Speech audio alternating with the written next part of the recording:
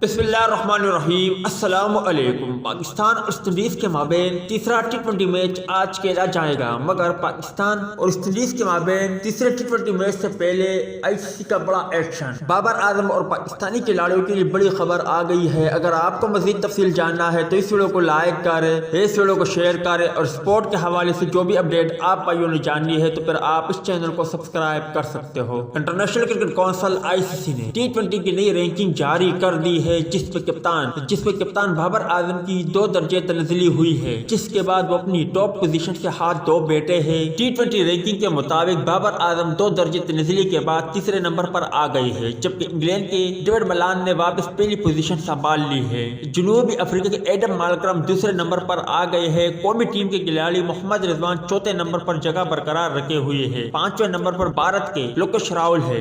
گیند بازی کے میدان میں پہلی پوزیشن سری لنکا کے ہسارنگا نے سنبھال رکھی ہے، تاہم شاداب خان کی 5 درجے ترقی ہوئی ہے اور وہ 9ویں پوزیشن پر آ گئے ہیں۔ شہنشاہ افریدی 11ویں اور حارث رؤف 19ویں پوزیشن پر موجود ہے، تاہم بابر اعظم کے پاس اب بھی موقع ہے کہ وہ تیسرے ٹی20 میچ میں عمدہ بلے بازی کا مظاہرہ کرے اور اپنی رینکنگ میں کچھ بہتری کرے۔ امید ہے دوستوں کہ آج کے مختصر ویڈیو بھی آپ بھائیوں کو پسند آئی ہوگی۔ ملتے ہیں کسی نیکسٹ ویڈیو میں، تب تک کے لیے اجازت دیجیے۔ اللہ حافظ۔